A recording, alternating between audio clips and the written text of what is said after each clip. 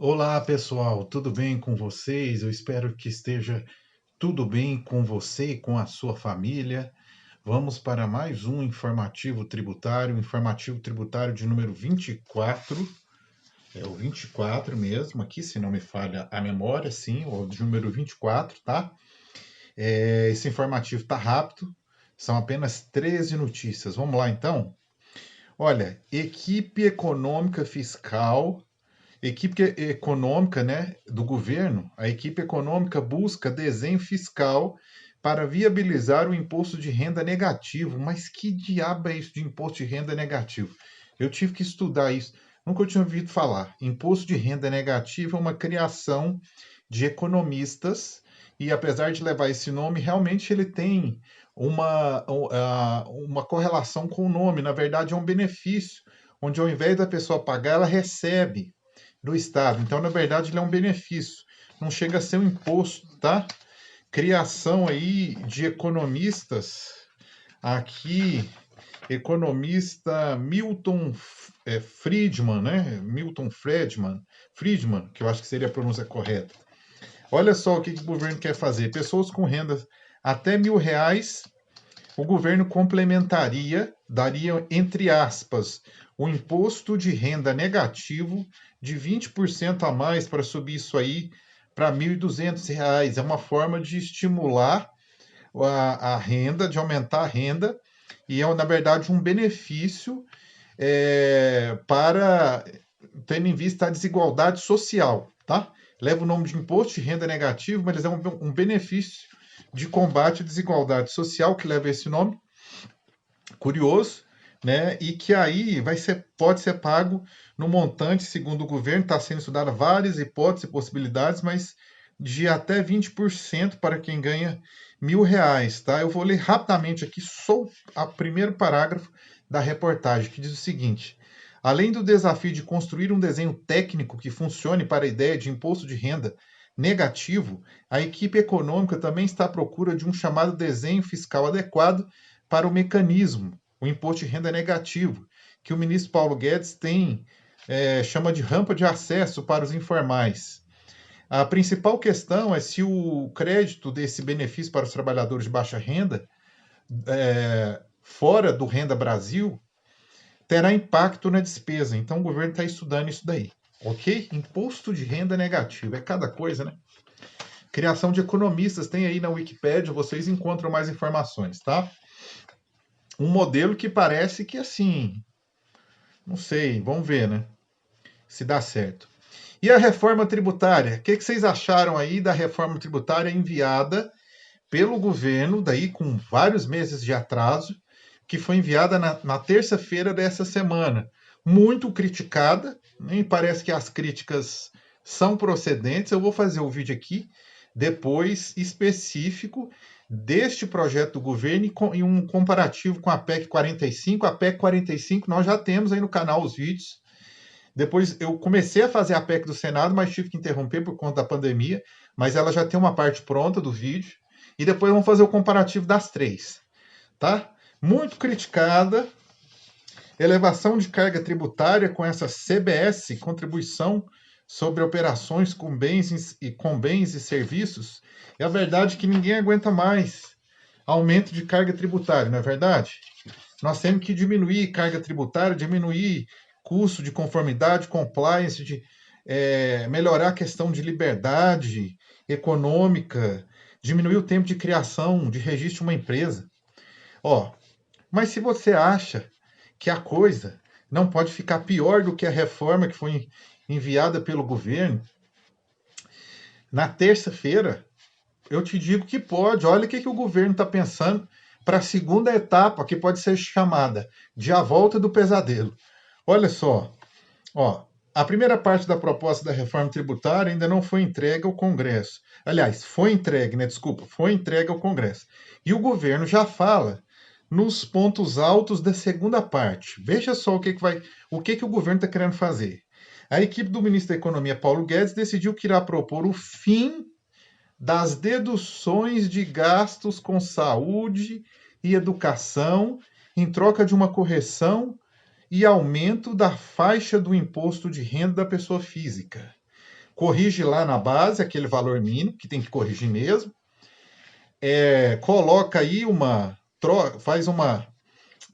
Aqui está dizendo que vai fazer uma modificação nas alíquotas, mas acaba com a dedução do imposto de renda e da saúde. E aí nós temos um problema. Nós temos um problema pelo seguinte: um pai de família vai pagar o mesmo valor de imposto de renda de uma pessoa que é solteira e não tem gastos com filhos e nem em saúde. Então, um pai de família que paga convênio médico para a esposa e para os filhos, ele vai pagar o mesmo tanto de imposto de renda, ele tem mais gasto, ele tem mais despesa, vai pagar o mesmo tanto de imposto de renda do que uma pessoa que é solteira e não tem filhos e nem paga, nem tem esposa e nem filhos e não paga nem a saúde, não paga nem convênio médico e nem escola. Olha que beleza. Isso viola o princípio da capacidade contributiva e o princípio da igualdade, porque a lei está dando o mesmo tratamento para pessoas que têm a mesma renda. Eu estou partindo do pressuposto que o pai de família, um exemplo, ganha 10 mil reais ou 5 mil reais e a pessoa solteira ganha a mesma coisa. Só que eles vão pagar o mesmo valor de tributo, sendo que o pai de família tem gasto com saúde e educação. Viola o princípio da capacidade contributiva, a meu ver, viola o princípio da isonomia, com certeza, né? E aí nós vamos ter um problemaço, porque você também viola a proteção às famílias. O direito tributário tem que proteger as famílias. Então, por isso que existe essa permissão de dedução dos gastos. Isso não é a favor do Estado. Existe o dever do Estado de criar essa diferença, porque é diferente tratar os desiguais na medida das suas desigualdades. Essa é a aplicação do princípio da igualdade. Se não houver, o legislador está vinculado, o constituinte está vinculado a esse dever como cláusula pétrea na hora de fazer a legislação. Então não é um favor do Estado, como parece, né? A Receita gosta muito de colocar que, por exemplo, a questão da micro e pequena empresa é renúncia fiscal. Não é. Porque a própria Constituição diz que tem que ser tratamento diferenciado. Então, assim, mas nós estamos muito longe ainda de ter esse enfoque, né? E aí você viola direitos fundamentais também, que é saúde e educação, além dos princípios tributários específicos. Mas olha só, e para a empresa? Para a empresa vai reduzir de 34% para 20%, eu já tinha falado isso nos informativos anteriores, né? E no caso da pessoa física, olha só, a avaliação de Paulo Guedes é que as deduções de gastos com saúde e educação, olha a visão do governo, acabam beneficiando apenas uma parcela dos contribuintes, exatamente os que têm rendimento maior. É a classe média que vai ser penalizada, que é uma grande pagadora de tributos nesse país, que vai ser penalizada. E a classe média paga escola e paga saúde, porque o serviço público de saúde e de escola não é um serviço de qualidade, infelizmente. Né? Houve melhoras, a gente tem que reconhecer, houve melhoras. Mas olha só o que o Estado faz. Não te dou saúde, não te dou educação de qualidade. Você vai ter que gastar, mas você não pode abater no imposto de renda, porque você tem condição de pagar, então agora você vai ser penalizado por isso. Olha, sinceramente, não dá.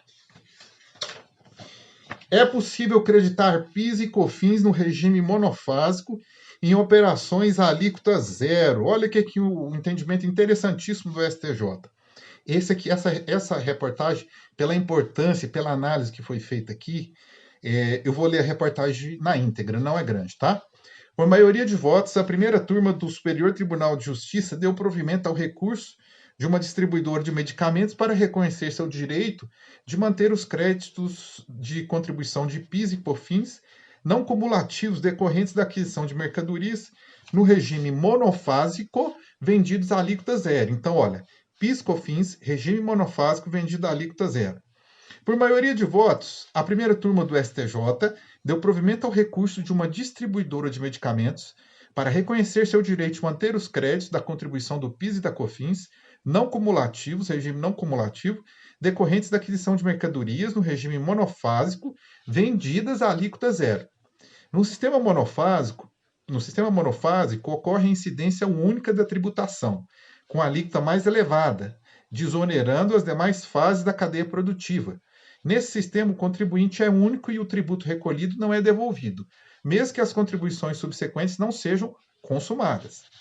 Ao analisar o mandado de segurança impetrado pela empresa, o Tribunal Regional Federal da 4ª Região negou o pedido de creditamento tributário sob o fundamento de que, no âmbito de operações beneficiadas com alíquota zero, não haveria direito a benefício fiscal em virtude do princípio da não cumulatividade. Então, a decisão do TRF da 4ª Região foi em sentido contrário à do STJ. O que o STJ entendeu? Base sobre base, está aqui. A relatora do recurso no STJ, a ministra Regina Helena Costa, né, que é uma tributarista, tem até inclusive livro escrito, explicou que a não cumulatividade representa a aplicação do princípio constitucional da capacidade contributiva, não só um livro, mas vários, né? Pois busca impedir que o tributo se torne cada vez mais oneroso nas várias operações de circulação de mercadorias, de prestação de serviços e de industrialização de produtos. Agora, aqui começa a ficar muito interessante. A ministra observou que, para os tributos de configuração diversa, cuja base de cálculo é a receita bruta, no caso de PIS e COFINS, embora a eles também seja aplicável o princípio da capacidade contributiva, a não cumulatividade, deve observar a técnica de base sobre base, em que o valor do tributo é apurado mediante aplicação da alíquota sobre a diferença entre as receitas auferidas e aquelas necessariamente consumidas pela fonte produtora, entre parênteses, despesas necessárias. Regime monofásico. De acordo com a relatora, com a instituição do regime monofásico do PIS e da COFINS, os importadores e fabricantes de determinados produtos tornaram-se responsáveis pelos recolhimentos dessas contribuições incidentes sobre toda a cadeia produtiva, mediante a aplicação de uma alíquota de maior percentual global, reduzindo-se a zero em contrapartida a alíquota de revendedores, atacadistas e varejistas nas operações subsequentes. E aqui, veja, olha, começa a ficar interessante. A ministra destacou que as leis 10.637 de 2002 e 10.833 de 2003, ao regularem um sistema não cumulativo de PIS e COFINS, definiram as situações nas quais é possível a apropriação dos créditos. De igual forma, observou, os normativos excluem do direito ao crédito o valor de aquisição de bens ou serviços não sujeitos ao pagamento da contribuição, inclusive no caso de isenção, quando revendidos ou utilizados como insumo em produtos ou serviços sujeitos à alíquota zero, além dos isentos e daqueles não alcançados pela contribuição. Contudo, eu acho que aqui é o ponto alto da decisão, Regina Helena Costa lembrou que o artigo 17 da Lei 11.033 de 2004, aqui vem em seguida, revogou tacitamente as disposições anteriores das duas leis que eu falei anteriormente, ao disciplinar, entre outros temas, o regime tributário para incentivo à modernização e ampliação da estrutura portuária, o reporto, instituindo benefícios fiscais como a suspensão da contribuição do PIS e da COFINS. Tal preceito assegura a manutenção dos créditos existentes de contribuições de PIS e COFINS, ainda que a revenda não seja tributada, ou seja, sob a alíquota zero, né? Ou no monofásico. No regime monofásico. Desse modo, permite que aquele que efetivamente adquiriu créditos dentro da sistemática da não cumulatividade não é obrigado a estorná-los ao efetuar vendas submetidas à suspensão, isenção, alíquota zero ou não incidência da contribuição do PIS e da COFINS. E para a relatora, a partir da vigência do artigo 17 dessa lei, a 11.033 de 2004, os contribuintes atacadistas ou varejistas de quaisquer produtos sujeitos à tributação monofásica fazem jus ao crédito relativo à aquisição desses produtos. Sistema monofásico extensivo às pessoas jurídicas que também não estão vinculadas ao reporto. Deixou claro aqui a reportagem, ok? Interessante essa reportagem, que eu estendi um pouquinho mais, porque realmente o conteúdo era interessante, tá?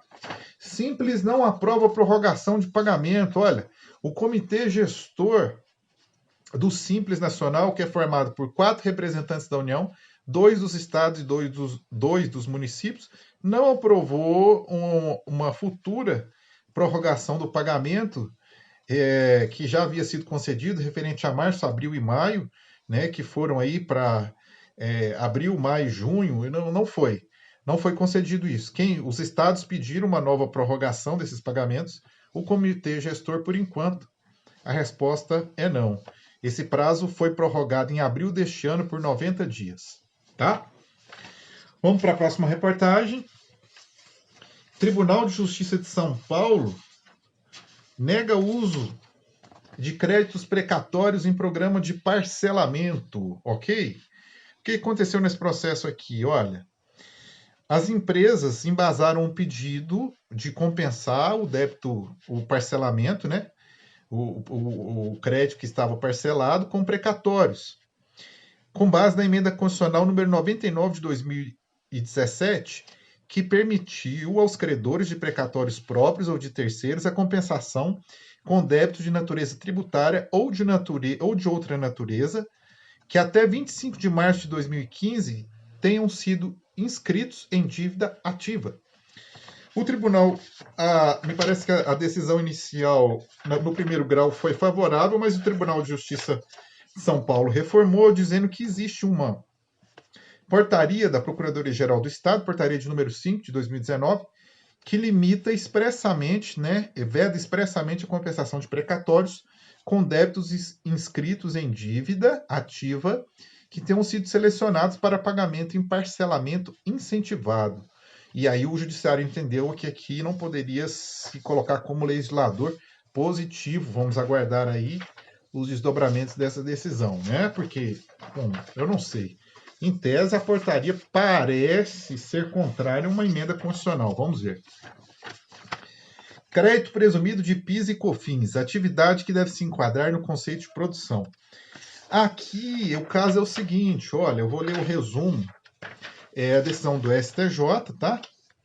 E aqui a gente já vem várias notícias, né, que a questão do insumo tem que estar relacionada à produção, à atividade da empresa, né, ao consumo no processo produtivo. Aqui não sai, aqui esse julgado não sai dessa posição aí do STJ. Então, ele considerou que a empresa diz o seguinte, a sociedade interessada deve produzir mercadorias, ou seja, deve realizar o processo de industrialização a partir de grãos de soja, milho e trigo adquiridos de pessoa física, cooperado pessoa física ou cerealista, transformando-se em outros, né, que é o processo de transformação aqui. Óleo de soja, transformando-se em outros. Quais seriam? Em óleo de soja, em farelo de soja. Então, a partir do grão, teria que produzir o óleo, o farelo de soja, o leite de soja, o óleo de trigo, a farinha de trigo, pães, massas, biscoitos e etc. E que a análise dos autos, bem como dos fatos delineados pelo tribunal, a COR denota que as atividades desenvolvidas pela recorrida eram de cadastro, pesagem, coleta de amostra, classificação, descarga na filial, pré-limpeza, secagem, que eu acho que aqui pode ter dado um âmbito maior de discussão, se a secagem leva a transformação ou não, limpeza, armazenamento, controle de qualidade, aeração e controle de pragas, não ocasionando a transformação do produto. E por isso, a sociedade cerealista está vedada de aproveitar créditos de PIS e COFINS, ok? Foi o que decidiu o STJ nesse caso específico aqui. Vamos lá? Olha, a decisão permite redução de cálculo de contribuição ao INSS de empresa. Aqui a dedução é o seguinte, estão se alegando o seguinte, que tem os 20% da contribuição patronal, mais 8, 9 ou 10 ou 11%, né? Conforme o salário aí do empregado. E está se questionando o seguinte, que se teria que deduzir no valor da contribuição patronal que se pagou a título de contribuição, o que foi retido a título de contribuição do empregado. Abateria esse valor na contribuição patronal. A decisão de primeiro grau e a Fazenda Nacional ressaltam que a jurisprudência, a decisão foi favorável ao contribuinte no primeiro grau, mas aqui a reportagem ressalta que a Fazenda Nacional, segundo a Fazenda Nacional, teriam amplas decisões no âmbito dos tribunais regionais federais favoráveis ao fisco e não ao contribuinte. Então, que esse abate, essa dedução não seria permitida, tá? Vamos aguardar aí os desdobramentos dessa decisão, né? Câmara aprova novo Fundeb com 23% de repasse da União. Aumentou o repasse da União ao Fundeb, uma boa notícia, né? Mais recursos para o Fundeb, precisa investir em educação. Existe aí vários tributos, né, que compõem aí, impostos principalmente, né? A gente estuda que os impostos não podem ser vinculados, mas quando a gente vai para a Constituição, vê que não é bem assim, existe muito imposto vinculado aí. E esses impostos, uma dessas vinculações se refere ao Fundeb, tá? Então aqui, ó, foram 5 anos de debate, versão aprovada pelos deputados destina 5% da complementação da União para a educação infantil, percentual definido nas vésperas de votação em acordo com o governo. O total de 23% será alcançado de forma gradual a partir de 2021, com percentual de 12%, e aqui de ser gradativo vai elevando aos poucos, né? E aqui diz que 50% será investido na educação infantil, até 70% com a remuneração dos professores, que realmente ganham um pouco, precisa melhorar mesmo, e 15% com melhoramentos em escolas, compra de equipamentos, informatização das unidades escolares e tudo mais. E eu acho que o grande benefício aqui, neste caso, é o que está dizendo aqui na reportagem, ó. A previsão é que as mudanças trazidas pelo novo Fundeb possam permitir que 24 estados recebam os recursos. Hoje o Fundeb chega apenas a 9 estados, segundo a reportagem. No ano passado, o fundo movimentou 156,3 bilhões, sendo que 90% dos recursos eram dos estados e dos municípios, hein? Então aqui trouxe uma contrapartida maior da União. Ok, vamos torcer aí para que realmente renda frutos. O como você faz, né? Como você faz? Não. O como você faz? Aqui está com M. Diz que perda da arrecadação de CMS já soma 18%. É o Comitê Nacional de Secretários de Fazenda, Finança, Receita ou Tributação dos Estados e Distrito Federal. Uma das siglas que deve ser mais longa. Que a média, né? Isso aqui é um valor médio da perda dos estados com a crise da pandemia de 18%. É claro, isso é uma média, né? Pode ser que tem estado que perdeu mais ou menos. Procuradoria-Geral da Fazenda Nacional prorroga a suspensão dos atos de cobrança até 31 de julho. A Procuradoria-Geral da Fazenda Nacional prorrogou até 31 de julho de 2020 a suspensão temporária dos atos de cobrança em decorrente da pandemia causada pela Covid. Ok, vamos lá. Última notícia. Essa última notícia, confesso que ela é bem curiosa. Olha, mudanças no plano contábil. Não, na verdade, essa aqui é a penúltima. A última realmente é curiosa. Mudanças no plano contábil da COSIF para registro de créditos tributários. Por meio da Carta Circular do Bacen, Carta Circular do Bacen, número 4071, de 2020, criando e alterando rubricas contábeis no plano contábil da Instituição Financeira Nacional. Aqui é de caráter meramente informativo, então eu vou aqui no en passant mesmo. Criação no COSIF dos seguintes subtítulos: créditos tributários, empresa com receita bruta até 100 milhões, empresa com receita bruta entre 100 milhões e 300 milhões e programas elegíveis, ok? Essas aqui são basicamente as modificações destacadas aqui na reportagem. Alteradas disposições em relação à importação de bens usados. Olha que interessante, essa aqui que eu falei, que é curiosa a notícia. Importação de bens usados. E é uma notícia que tem caráter assim na questão aduaneira, né? É a portaria CSEX, com C, com S no início e C no final, número 43 de 2020, que diz o seguinte, olha: com relação aos bens importados usados, poderão ser autorizadas a importação com dispensa da exigência de inexistência de produção nacional, relativamente a máquinas, equipamentos, aparelhos e instrumentos, bem como suas partes e peças de reposição, acessórios, matérias-primas e produtos intermediários destinados à pesquisa científica e tecnológica, até o limite global anual de importações estimulado pelo Ministério da Economia. Tá?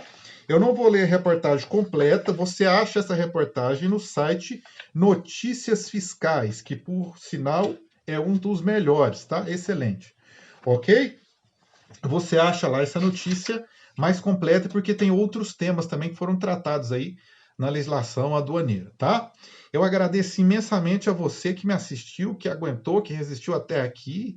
Muito obrigado. Não se esqueça, se gostou desse vídeo, se acha que ele agregou valor, aí sim, se inscreva no nosso canal, dê o seu like ou seu dislike, se gostou ou não gostou. Posta para mim se acha que faltou alguma notícia, eu posso melhorar em alguma coisa. Ninguém é perfeito, sempre podemos melhorar e aperfeiçoar, ok? Até semana que vem, já estaremos no próximo mês, no mês de agosto, né? E espero que fique tudo bem com você e com a sua família, ok? Muito obrigado.